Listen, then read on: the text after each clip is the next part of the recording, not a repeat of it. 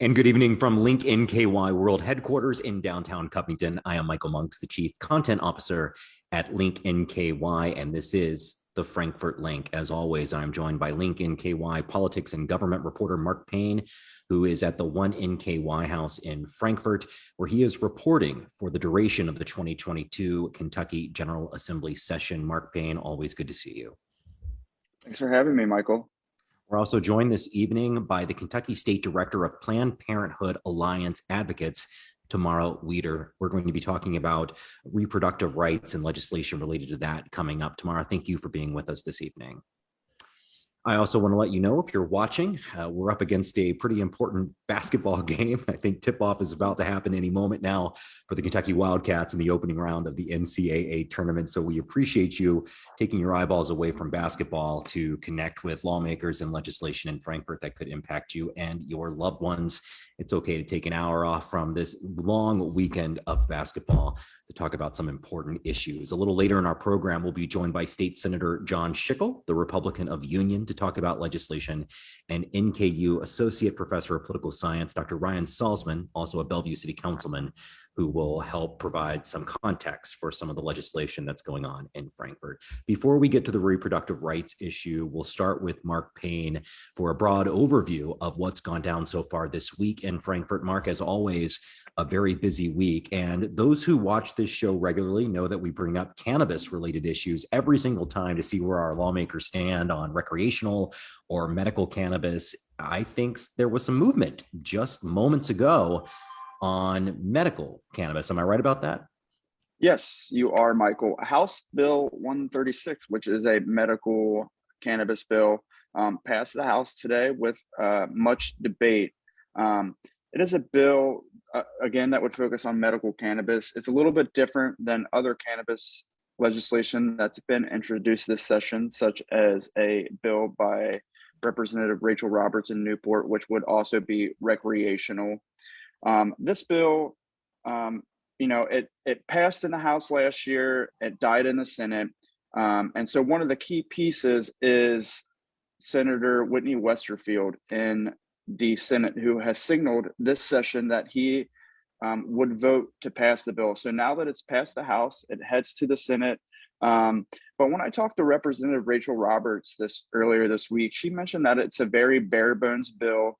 It would be the most, according to her words, restrictive medical marijuana bill in the United States.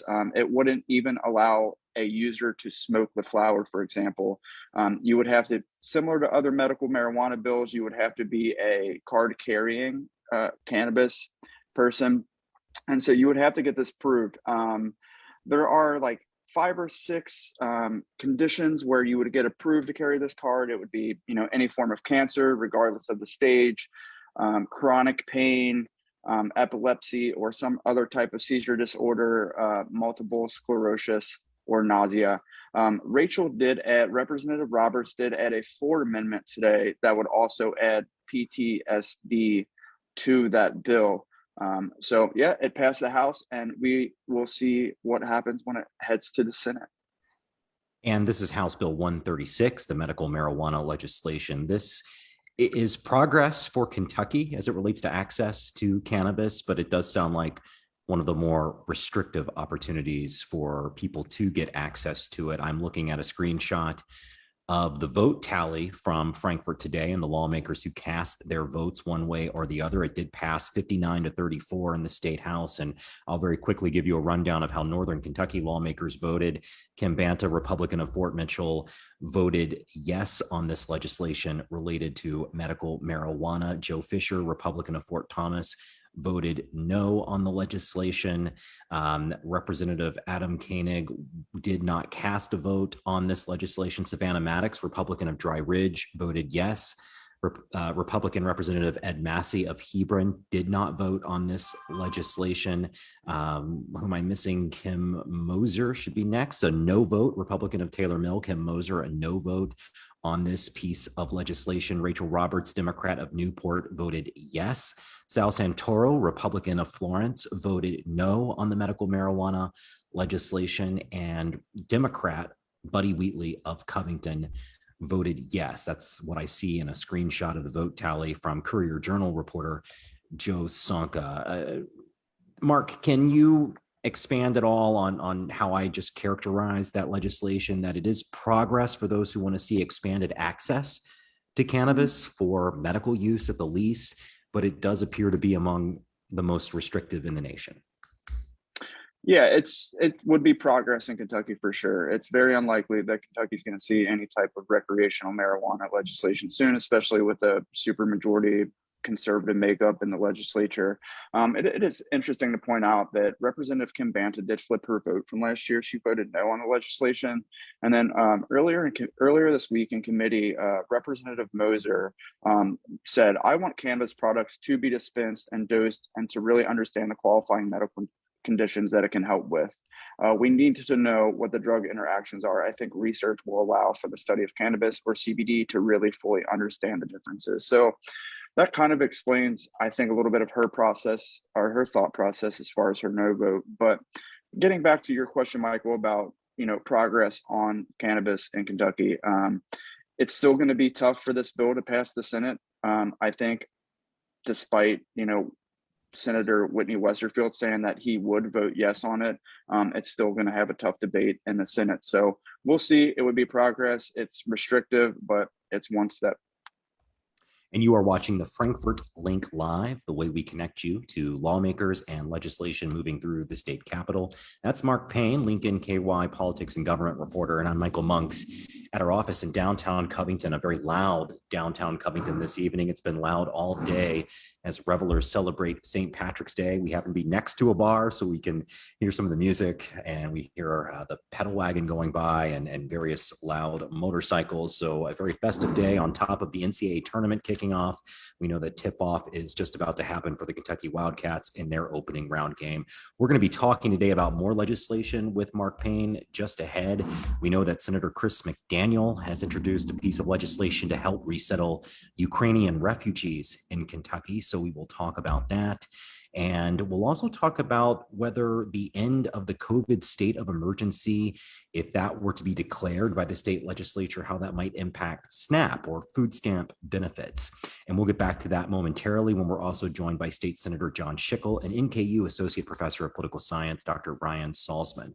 But if you're looking at your screen, you see that we are also joined by another guest this evening, and she is Tamarra Wieder, the Kentucky State Director for Planned Parenthood Alliance Advocates. Tamarra, again, I welcome you to the program and thank you for being with us. We're talking about legislation related to reproductive rights in Kentucky. Your organization sent a press release out just this week talking about how the Kentucky Senate passed what you all characterize as yet another 15-week abortion ban. And I'm wondering if you wouldn't mind explaining to our viewers what a 15-week abortion ban means.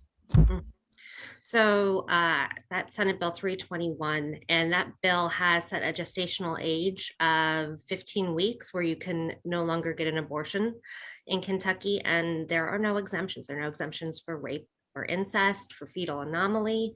And when we're looking at that period in pregnancy, most people who are accessing abortions at that period in time are doing so due to tragic diagnoses or barriers to care that wouldn't allow them to access abortion earlier. It's a very small percentage that have abortions in that period. If we go back to 2018, we actually passed a method ban, which functionally was a 15-week ban. It's currently being litigated in the courts and was just recently ruled by the Supreme Court last week that Attorney General Daniel Cameron can defend that 2018 method ban, is what we call that bill. And so we functionally already have that ban along with a trigger ban. We have a 6-week ban. And then implemented, we do have a 20-week ban currently in the state. Can you give us an idea of what access to abortion looks like in Kentucky? Access to abortion in Kentucky is really bleak. When you are looking at abortion access in Kentucky, you're looking at Louisville. You're looking at 2 providers, Planned Parenthood being one of them, and EMW. When you're looking around the state, and each state is regulated differently, they have different laws that they follow for abortion. But we have people traveling from all across Kentucky, from Indiana, from Tennessee, from West Virginia to Louisville to access their constitutionally protected right at right now. Things may change, will likely change this summer, but for over the 1 million, we have 1 million people who can have who have reproductive age in Kentucky, women who can have children. It's going to be it's already a massive barrier to care when you're traveling so far to access services that you have to take time off of work, or school. You have to find daycare because most people who are getting abortions already have children. You have to find hotel rooms if you are too far to drive back and forth for the 24-hour mandated in-person counseling the day before. There are many hurdles that people have to overcome when we're thinking about abortion care that the state has already imposed. Would you explain to our listeners from your perspective why it's important that there be access to abortion in Kentucky? Mm-hmm. Abortion is healthcare. 1 in 4 people who can get pregnant have an abortion by the time they're 45. I have friends and family who have all accessed abortions for various reasons. And we know that in countries and in states that are hostile to reproductive access and make abortion difficult to access, you see maternal and infant mortality rates increase. And when we're looking at Kentucky, we already have a maternal and infant mortality rate that is double the national average. And it's 3 and 4 times higher when we're talking about Black women. We have 120 counties in Kentucky. 73 do not even have practicing OBGYNs. So when we're looking at the disparities in reproductive health care, Kentucky is unfortunately the epicenter of the problems that we face when you have a hostile environment. You have a lack of providers. You have terrain that is difficult for people to access care. You have situations where people are driving 3 to 4 hours just for birth control. And so when we're looking at our reproductive health indexes, we have the 7th highest cervical cancer mortality rate in the country. That means people aren't accessing care for a highly treatable cancer. Reproductive health care is completely linked to abortion care. When you were talking about abortion as healthcare, Mm-hmm. lawmakers who oppose reproductive rights are talking about it as a right of an unborn child to be born. And as you noted moments ago, there are now multiple laws, or if this latest piece of legislation or another piece of legislation that's out there should be adopted as well, it would only add to the pile of laws further restricting access to reproductive rights in Kentucky. Why do you think this is such a regular measure that is debated among lawmakers in Kentucky? I think it's easier for them to scapegoat an issue than address the systemic barriers that we face in Kentucky. I think that a lot of the legislators take for granted what they think the populace of Kentucky wants. We know from polling from 2019 that Kentuckians actually don't support the bans on abortion. They, are conflicted on a total ban. They didn't, 65% did not agree with bans that did not include exemptions for rape or incest. They didn't want to see a total ban on abortion. And I think those numbers were probably going to see a lot more polling coming out soon, as there is a constitutional amendment that will be on the ballot this November around abortion. So we're likely to see new numbers very soon. But in 2019, Kentuckians were not supportive of the bans that were moving. And at that time, it was the 6-week ban. And I think they've taken for granted the population and where people lie on this issue. 1 in 4 people have had an abortion. We all know and love somebody who's had an abortion. Tamarra Wieder, who is the Kentucky State Director of Planned Parenthood Alliance Advocates. I know that you're keeping an eye on another piece of legislation in Frankfort. It's referred to as an omnibus abortion bill. I'm not sure exactly what that means. Mark Payne might be able to explain that coming up. But what is it from your perspective, Tamarra?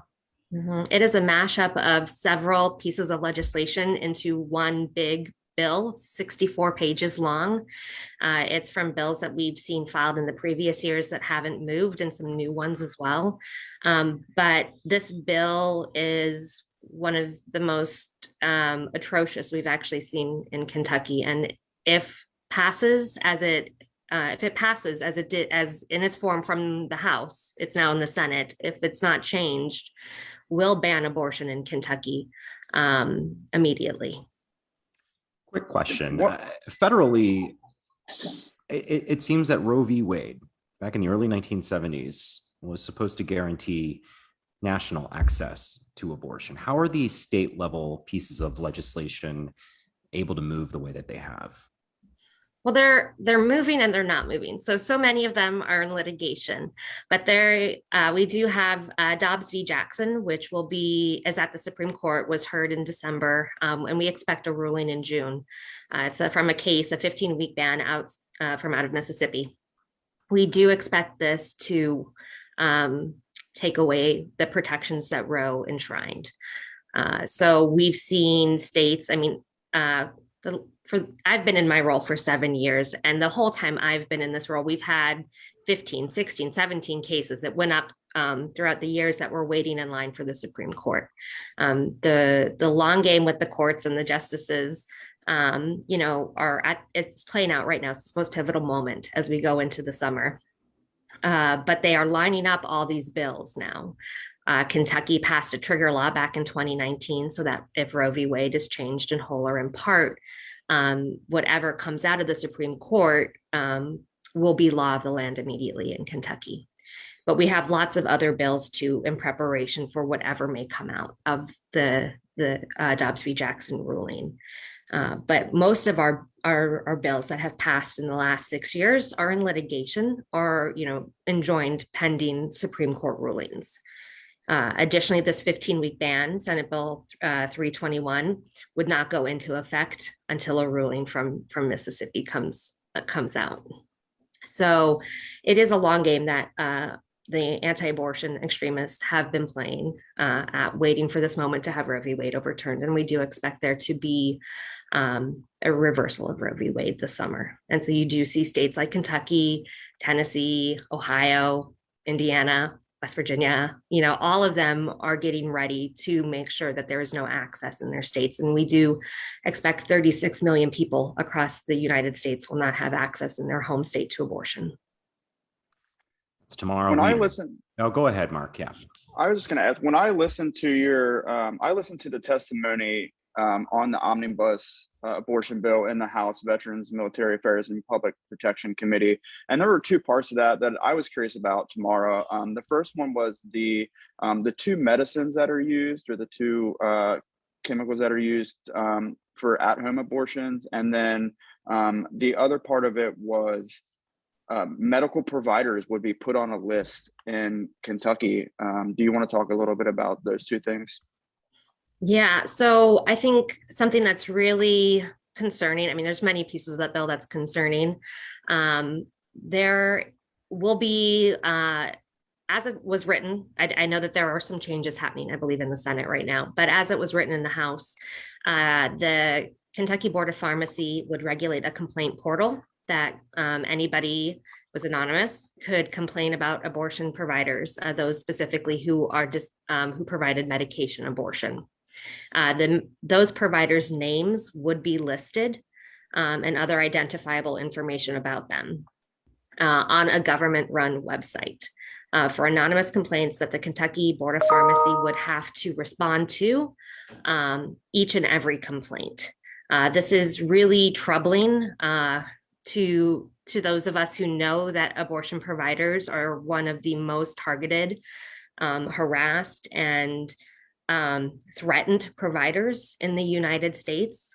We have providers who have been killed. We have staff at abortion health centers who have been killed. I myself have received hate mail at my house, and I have scrubbed my information from the internet. We are targeted for doing this work. And so having their name and addresses and that listed publicly is a way to shame, threaten, and further intimidate those providers and take away their privacy, because there are other ways to complain about a medical provider through the medical board. But it is a targeted regulation of abortion providers. And I also want to say that there is a piece of the legislation for House Bill 3 that also identifies the patient's information through birth death certificates for miscarriages and abortions. And so there's not only the public registry for the providers, but also the patients. Tamarra Wieder is the Kentucky State Director for Planned Parenthood Alliance Advocates. And Tamarra, we do appreciate you taking some time to talk about these pieces of legislation with us. And hopefully we get to talk again soon. Thanks for being with us. Thank you. Thank you. And if you are watching, you've noticed a couple of additional guests pop up on your screen where we'll talk about that issue and other pieces of legislation now. Senator John Schickel, Republican of Union. Senator Schickel, thanks for being with us this evening. Good evening. Also, NKU Associate Professor of Political Science and Bellevue City Councilman Ryan Salzman. Councilman Salzman, thanks for being with us again this evening. Yeah, thanks for having me, Michael. And of course, you already know that Lincoln KY politics and government reporter Mark Payne is still on your screen. I'm Michael Monks. You are watching the Frankfort Link Live, and I am in downtown Covington where it is extremely loud out there. It's been busy since early this morning with people dressed in green and drinking heavily, I think. And now that the UK basketball game is on, I think it's only going to get louder out there. So if you are headed out this evening later, do be careful. Senator Schickel, we were just talking with an advocate for access to reproductive rights. You're in the legislature. There are multiple pieces of legislation related to abortion and reproductive rights. Would you mind just sharing with us your view specifically on those pieces of legislation that are floating around in Frankfort?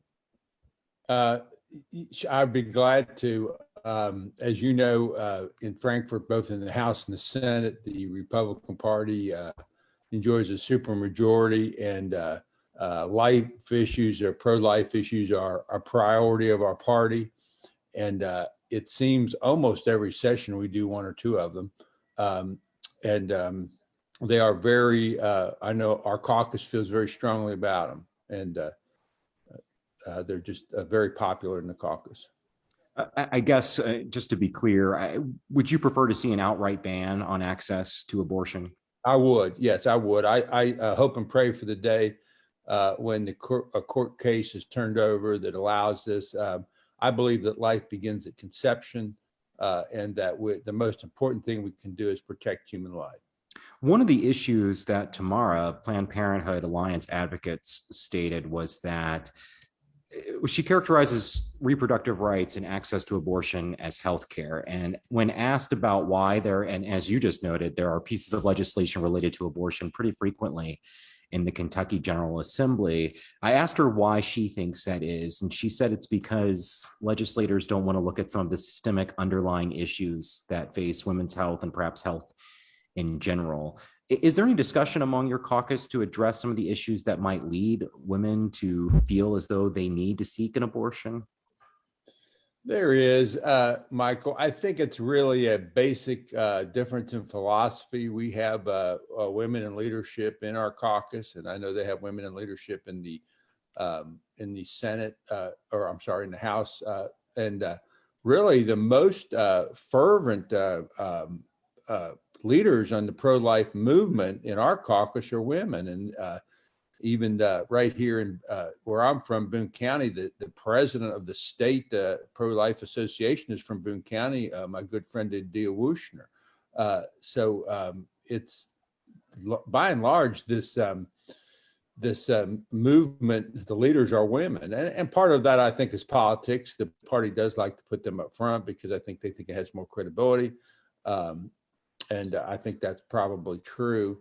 But when that reminds me of also the discussion of the underlying causes of crime. I hear that a lot right now. I'm very proud of our pro-life record in the Senate, but I'm not so proud of our record on crime because I think we've become very soft on crime in the Senate.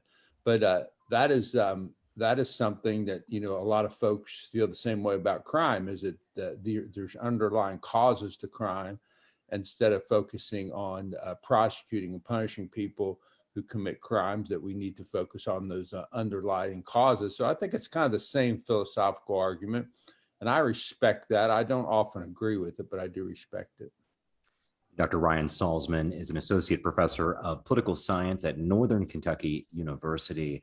Professor Salzman, we also heard the Kentucky State Director of Planned Parenthood Alliance Advocates express concern that she believes that a decision from the Supreme Court, possibly in the late spring, early summer, could lead to what amounts to a reversal of Roe v. Wade, that landmark decision from the early 1970s that granted full nationwide access to reproductive health care for women.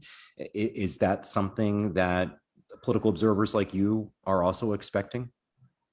Well, I think that it's probably the safest bet at this point, reflecting on what Senator Schickel said about, a political party's inclination, preference for a policy. And as we all know, under the Trump administration, three Supreme Court justices were appointed, including one that replaced Ruth Bader Ginsburg. And so you have a 6-3 majority that is conservative. And so that's, that makes it kind of safe. But the one thing I will add, though, excuse me, for those that are that hearing that again,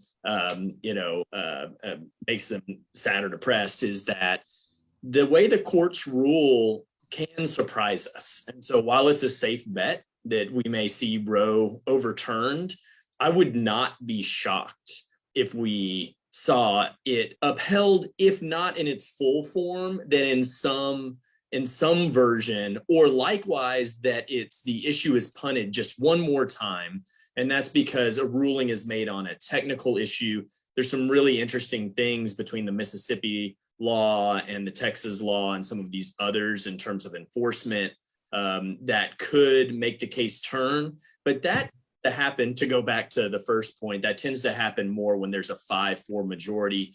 We saw, Chief Justice Roberts a few times side with the liberal minority, but that's, again, more possible to turn the case when it's a 5-4. So I think that everybody who has their eyes on this issue should be preparing for Roe v. Wade to be overturned. Ryan, legislatures across the country, particularly in the South, and I believe even in your native state of Texas, certainly Mississippi, here in Kentucky, we're seeing a lot of legislation. We know that state lawmakers, particularly Republicans, will campaign on this issue wholeheartedly. But at the federal level, where Democrats do have control of the Congress, albeit by a very slim margin, we do have elections for the full U.S. House of Representatives this year, as well as a third of the Senate. What role could a decision from the Supreme Court related to abortion rights play in the elections in November? Yeah, it's a great question. It's a two-part answer. One is that it could, of course, mobilize Democrats if Roe is overturned, and that what we talk about less often is a potential demobilizing effect among Republicans, kind of we got what we've been wanting all these years, and in these elections that have gotten so close, any kind of extra mobilization or extra demobilization could be the difference, and you have this razor thin majority. It is a majority, but it's the thinnest majority that you could have. And so does that end up influencing it? And again, this is where, if it gets partially undone, what does that mean?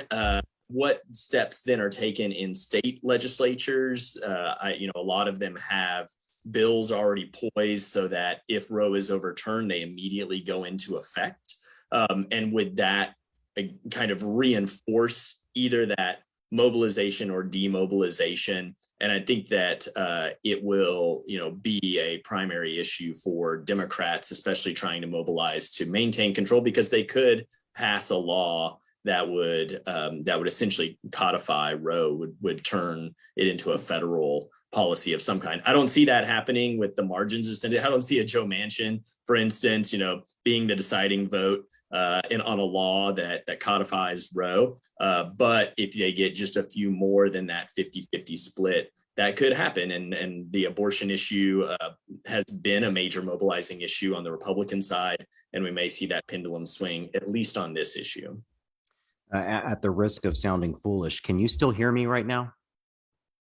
Yes. Okay, I apologize. There's something going on my screen here, and it's gone black. And I'm going to pose another question, and then I'm going to start pushing some buttons. So if I vanish, continue the conversation, and I promise to come back as soon as I can. Senator Schickel and I, we can carry the water on this. You just join the crowds outside. It'll be fine. I definitely don't want any part of the crowds outside. I can tell you that. But Senator Schickel, let me bring you back in. I'm going to ask about cannabis, and there was a bill, House Bill 136, that did receive approval from the State House just today, and it's going to be heading off to your chamber. And this is a very restrictive medical cannabis piece of legislation, and it did receive some support from your fellow Republicans from the Northern Kentucky Legislative Caucus. It was also opposed by some members of the Republican wing of the Northern Kentucky Caucus. Where are you going to be on this, should it come to a floor vote in the state? No, Michael, I don't know.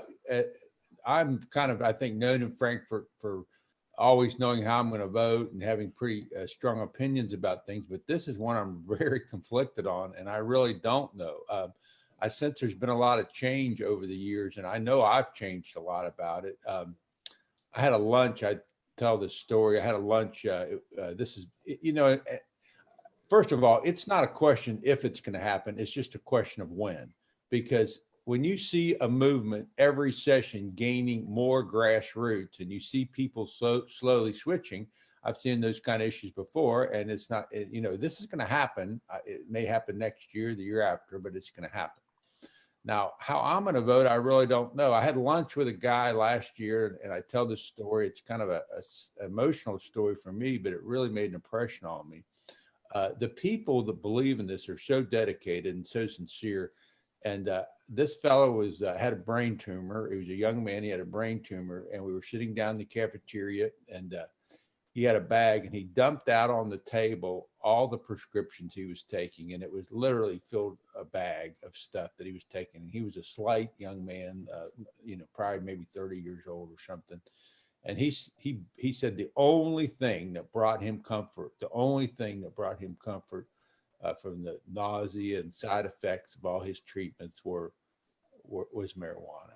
I know another fellow that's a friend of mine from church, who's a Vietnam veteran who has been prosecuted and grows marijuana back behind his yard. Back behind his barn. And back when they used to, have aerial surveillance on marijuana, they don't do this anymore. He was scared to death of being caught. And he was a veteran. He was a wonderful guy, but he had some medical issues, Agent Orange, things like that. And he was convinced. Very, very, very, very credible people to me. Then on the other side of the issue, I have people in my own family who have children who are very much opposed to it. As you know, I'm not blessed with children myself, but one of the things that makes me pause with it, Michael, is when people come to my office and lobby me, and they do all the time, and I sit there and I talk to them, not all the time, but sometimes, most of the time, actually, I feel bad about, I call it the fruits of the tree. I think, well, if this was my son, or if this was my daughter, would I want them doing this? It just seems like they're troubled. I don't know how any other way to put it. So I'm really conflicted about it. But I have a heavy libertarian streak in me. And I guess, if you're dying of cancer, who's the government to tell you that you can't smoke a natural product if it's going to relieve your symptoms? So I'm really, really, really conflicted about it. I suspect that I'll be supporting it. And you are watching the Frankfort Link Live. I think we just made some news. Senator Schickel suspects he may be supporting that medical cannabis legislation. So we'll continue to watch that. We're also joined today by Mark Payne, Lincoln KY politics and government reporter, who is in Frankfort, and we'll be watching that vote should it come to fruition in the upper chamber of the State Assembly. We're also joined by NKU Associate Professor Dr. Ryan Salzman. Yes, Senator Schickel. Yeah, I don't mean to interrupt you, but just I don't want to give you a false impression. I don't look for it with just a week to go, with all the things we have on the table. I don't look for a vote for it in the Senate this session. And that's something I'm going to get to with you before we wrap up here about, I know it's crunch time. And so what bills are still hanging out there and what you expect to come to the floor, what might not. And we'll get to that momentarily. I do want to note that if you're watching and you want your daily news, you can go to linknky.com. It's always full of fresh headlines from around the region from our full-time team of reporters here at Link NKY, as well as our very talented contributors. In fact, our sports team is in Lexington right now, covering the Covington Catholic Colonels and their march through the Kentucky Boys Sweet 16 basketball tournament. But if you were to go to linknky.com right now, you will see a report from our new reporter that we just added, Caitlin Gebbe, who explores the annual report from the Boone County Sheriff's Office. And I will note that last year, according to that report, canine officers assisted the Boone County Sheriff's Office with the seizure of more than 250 grams of marijuana last year. And I think what that puts into context is that some states not too far from here still enjoy full access to legal cannabis. It's not legal in Kentucky, and the police and local law enforcement and their dogs will come hunting for you if they get a whiff of that. Let's talk about some of the other pieces of legislation moving through Frankfort. Mark Payne, I noticed that Senator Schickel's colleague, Senator Chris McDaniel, the Republican of Taylor Mill here in Kenton County, introduced a bill to help resettle Ukrainian refugees in Kentucky. Obviously, we are all aware of that crisis following the Russian invasion of that Eastern European country, Ukraine. What is this? Yeah, so it is a bill that would give $10,000 to families that relocate from war-torn areas, not just Ukraine, but obviously with Ukraine being in the news right now, that would be, families coming here would be able to get $10,000 to relocate. And he said something that's really interesting. He said, sometimes we're presented with odd opportunities where public policy and human demand intersect. And I believe that we're at one of those odd points in history. And so the human demand, the public policy thing is obviously, there's a war. It's a terrible thing that's going on in Ukraine right now. There's a lot of refugees leaving. I believe the number is 3 million, I think it was right now. But the human demand aspect that Senator McDaniel brought up is that Kentucky has a workforce shortage right now. All session, you've heard it from the Republican Party say that our workforce rate is really low. And they're hoping that this would also address that workforce issue. And let's turn now to Senator Schickel. I know that you must work closely with Senator McDaniel on some things. What were your thoughts on this piece of legislation? I do work very closely with him, and I totally support it. I just think it's on so many levels, it's the right thing to do. First of all, people are desperate, and we have the resources. Quite frankly, right now, the state is flush with money. It's an artificial situation, but we are. And this is a great thing to do. And Senator McDaniel is exactly right, because we have a dire workforce issue, and this could help alleviate that. I'm not so sure we shouldn't even go a little bit bigger than what he's proposing. And I think we might if this works out well. And I suspect it's going to work out very well. Let's bring in Dr. Salzman now. I really don't like in discussions about government and governance to look at things through a political lens, but you really have to at times, particularly in an election year. And what has this Ukraine crisis done to American politics? I mean, electoral politics, as we see politicians take strong stands that maybe they wouldn't have just a year or two ago.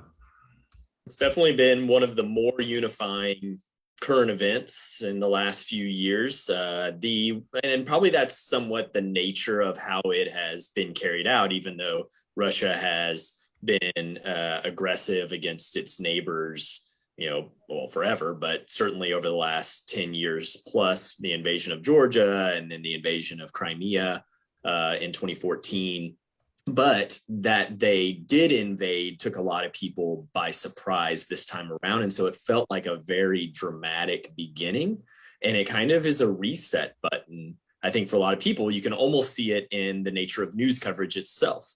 I'm sure that if we thought about it, but just me thinking about it right now, I can't remember what we were talking about the day before the invasion of Ukraine, except that there was some discussion but we were hemming and hawing about whether they would invade. But the day that the invasion happened, it was very dramatic, and it changed everything. It changed the agenda and what we were talking about. And so in that sense, not only has it been unifying in everyone or many people mobilizing what they can do, Senator Schickel, Senator McDaniel doing what they can with their tools in the city of Bellevue, the mayor of Bellevue banning Russian vodka from the shelves. And these things we haven't really seen since 9/11. And obviously 9/11 was a lot more significant to Americans than this event that's happening right now. But nonetheless, it has this unifying, ability. And I think that is going to carry through. I don't know how long it will carry through. We tend to get distracted by flashing lights, by new current events, whatever they are. But this one has captured the attention of the American public, and it has held the attention of the American public for almost a month now. And that attention and those efforts have been playing out, generally speaking, in a way where we are aligned with one another. I mean, I have, I think, 4 Ukrainian flags on the street. I wouldn't even know where to get a Ukrainian flag. I don't know what I'm saying. Amazon, I'm sure, has all of them. But if I were to want to go buy one from the local shop, I don't know where I would go to get one. And yet we have 4 on our block. And so this will be interesting. And will people make political hay out of it? But will that be a good thing? Because as Senator McDaniel said, there are these rare moments where there's alignment, and we should lean into those. And so can making political hay, can doing things that help you at the ballot box be good for society as well? And I think we all agree that when those opportunities do present themselves, we would do well to take advantage of them, because everybody, just why not, basically. Well, you're from Texas, Ryan, and I know that there's been a lot of talk about what's been happening at the U.S. border at Mexico with migrants coming from Central America primarily, a lot of them escaping what could be characterized as humanitarian crisis. But you see a lot of harsh rhetoric about keeping those folks out, even though they've walked all that way and experienced what they did on the way. And sure, it's chaotic. But what do you think is different politically when you think about the Ukraine situation and the U.S. southern border? I mean, you have to assume that, when you look at somebody in the news and they look like you, which still in the positions of power, that's very, still, the case and large. It's just easier. There's less when we think we tend to put them more in the we camp than the they camp. And that's not a perfect explanation, but I would add to that Russia is like the eternal enemy. I was raised in the 20th century. So when I wonder if the situation would be the same if it was Italy that was invading Ukraine as well. So common enemy, look a lot more similar. Also, possibly the trials and tribulations that are being faced may be in some ways a bit more familiar. This idea of narco-terrorism and migrating up and riding on the tops of trains is extremely foreign. And then you add in that we-they dynamic as well. But I do think we sometimes forget that Russia is the ultimate foil for the United States, and I'm looking forward to the new movies that start coming out where we get to go back to the Russian bad guys. It's been a couple decades since that's happened, but these things are pretty complicated. Sometimes also the nature of the event that's happening. So I would say, just as a devil's advocate, when there was big earthquakes in Haiti, they don't look like us and it's very foreign. But again, that kind of singularity, that striking moment, and the ability to mobilize towards that is maybe also helps explain it. So it's very complicated, but I have to think that we-they dynamic certainly plays into this as well. Senator Schickel, did you want to weigh in on that? I think the professor said it very well. The one thing that I know for myself that the way, and this is the way I feel, and I suspect others, this kind of broke our innocence. We in our generation, in lots of ways, a fellow my age has led a pretty charmed life as far as what I've had to encounter. But our parents and their parents weren't near as lucky, and I've become a bit of a history buff in the last probably 20 years. And see this, which previous, our parents' generation saw it, their parents saw it, and now we're seeing it. And so I think it's it kind of took us all a little bit by surprise, and it maybe was a little bit of a reality check for all of us. And you are watching the Frankfort Link Live from Link NKY. A quick piece of business here. You probably got the Link reader in your residential mailbox if you live in Boone, Kenton, or Campbell counties. We were really proud to get that to you. Another issue is on the way towards the end of April. And if you are interested in advertising, including political candidates, look at that. Dr. Salzman's got his copy right there. Very, very smart. And I have mine too, and it's great. I love a real newspaper. Thank you for doing it. We do too. We hope to increase the frequency sometime if this thing really takes off. We're really enjoying. You had a lot of political ads too, and I think you'll be getting a lot more of them. Well, that's what I'm bringing up. I appreciate the prompt, Senator, because the space reservation is due next Thursday. If you want to put an ad either for a campaign or for your local business, or if you just want to say hello to your loved one, we'll take that money too. It is due next Thursday, March 24. If you want to advertise in a publication that will be in the hands of people who live in every single residence in Boone, Kenton, and Campbell counties, make sure you shoot an email over to marketing@linknky.com. Also, just go to linknky.com and you can click around and see how to get a hold of our folks who are handling our sales for that. That next issue is coming up at the end of April. Also in April, Senator Schickel, I guess the General Assembly ends its 2022 session. So we are down to the wire here for new legislation being debated on the floor and all that sort of thing. What piece of legislation are you most concerned about not getting its due, in your opinion, in this session? Something you wanted to see come that maybe your hopes are fading on?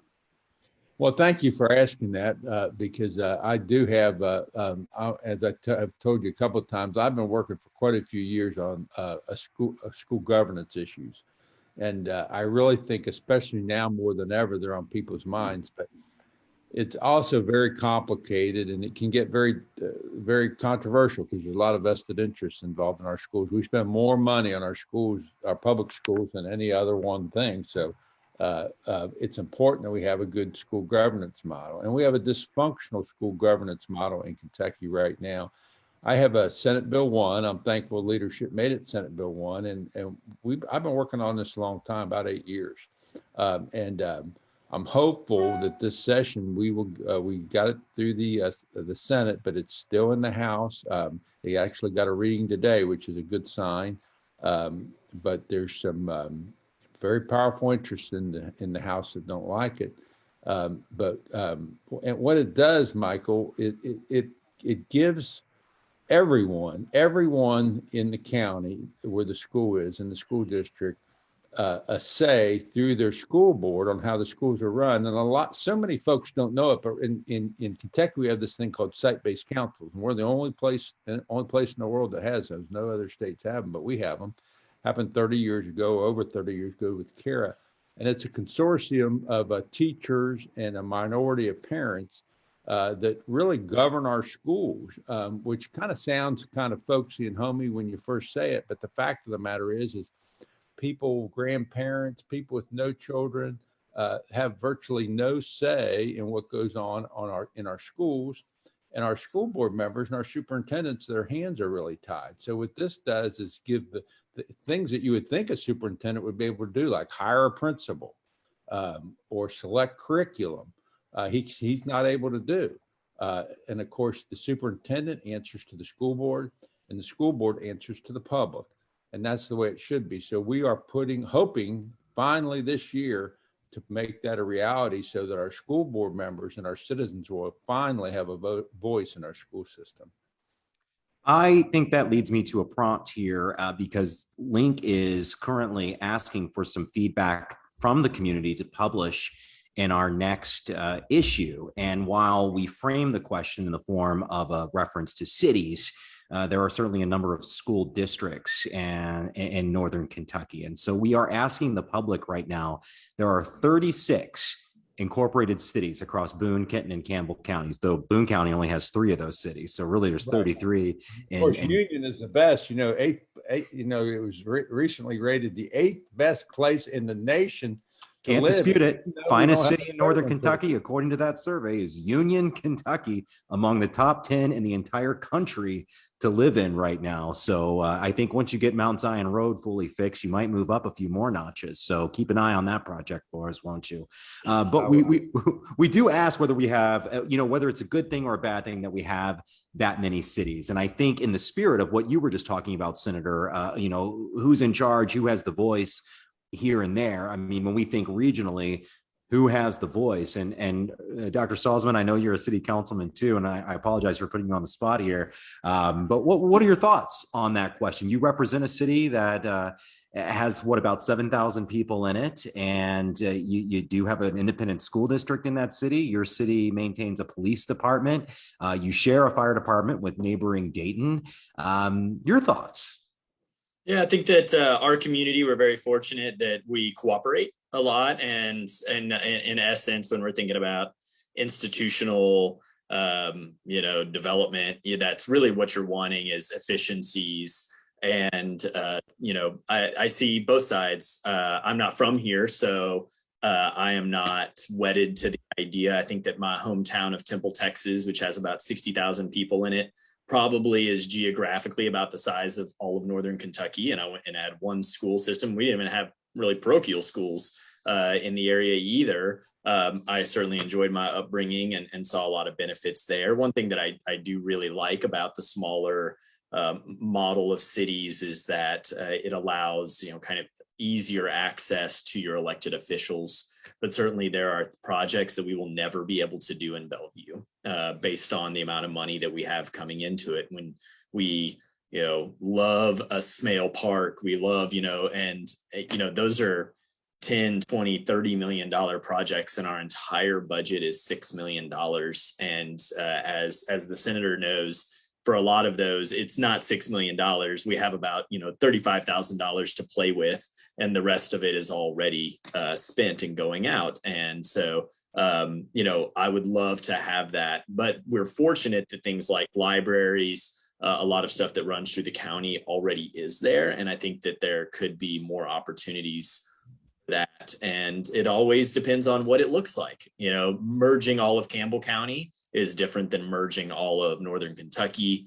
And you could even have some do Dayton, Newport, and Bellevue come together and it's just them, and Fort Thomas could still do their thing as well. But I certainly think that as an elected representative, we owe it to the public to always be thinking about these things. And I often say when people think, well, this is about making decisions for the next 5 or 10 years, I'd like to think we're making decisions for the next 50 or 100 years. So this isn't about my grandchildren. This is about people that I'll never be able to meet.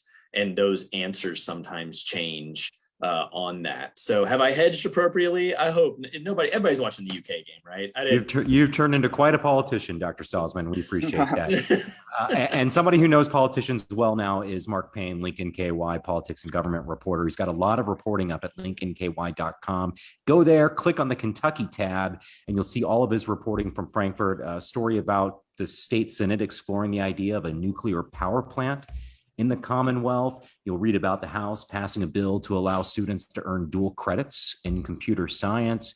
And you can also read about that COVID state of emergency and whether it should end in Kentucky and the impact that it could have on federal benefits, a variety of perspectives expressed there. Also, our Kenton Hornbeck with an article about Representative Adam Koenig's long desired gambling bills. So you can go check that out. As we start to wrap up though, Mark, that's this week's coverage that you've offered. What are you looking at happening, if anything, tomorrow in Frankfort and next week?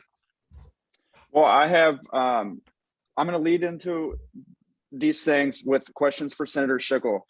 So the COVID state of emergency, Senate Joint Resolution 150 was vetoed by the governor earlier this week. And I'm curious, has there been talk in the upper chamber about overriding that veto with only 2 weeks or only, a month left in the session?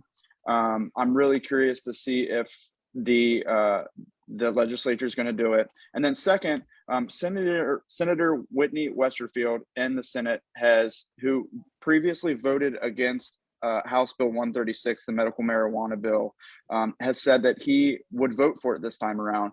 Has there been any conversation? I know that you mentioned that you're kind of on the fence about it. What is the consensus in the Senate on House Bill 136? I don't think there is a consensus, but I sense it shifting favorably towards to supporting medical marijuana. I'm pretty sure. I am sure about that. What about the Senate Joint Resolution 150? Do you think that that's going to be overrode by the legislature? I do. I think there'll be a veto. All right, and Senator Schickel, what should we be keeping an eye on next week, do you think? Well, there's going to be a lot going on next week. I would say Senate Bill 1 is the most important thing, but the budget, of course. We didn't talk about tax reform. That's very much in play, and we've seen. Does that include the elimination or the gradual elimination of the income tax that we've heard about? Well, that I've seen proposed. Yeah, I think gradual elimination. Very quickly, because I know we don't have much time. Sure. And I think there's wide consensus on this in the Republican Party, is that we want to reduce the income and corporate tax and increase and broaden sales taxes, quite like the model in a lot of states. I think the one I hear about all the time is Tennessee, because it's close, and people on the border that are very much in tune to it, that Tennessee's really eating our lunch as far as economic development. But there's numerous other states. Most of the Republican state legislatures around the country are moving to that. And that's something I support personally also, but I can tell you it's not easy, because whenever you're doing that, there's winners and losers, and people, they really squawk when we hear it. All right, Dr. Salzman, I don't have any final questions for you. I will just say this: your beard looks very handsome. I don't know how you got those perfectly aligned little gray stripes there, but I'm very jealous of it. Yeah, this is the 5-year-old, and this is the 9-year-old. All right, that's NKU Associate Professor of Political Science, Dr. Ryan Salzman. We've also had the pleasure of being joined by State Senator John Schickel, Republican of the 8th best city in America, Union, and of course, Lincoln KY politics and government reporter Mark Payne. Get all of your news at lincolnky.com, where you can also sign up to get the headlines delivered right to your inbox every morning, bright and early. The Daily Link combines our best stories of each day for you to check out in the morning. So go there and sign up. I'm Michael Monks, reporting live from downtown Covington. I hope you all have a great St. Patrick's Day and enjoy this basketball weekend. Senator, Professor, Mark, thanks to all of you for being with us as well.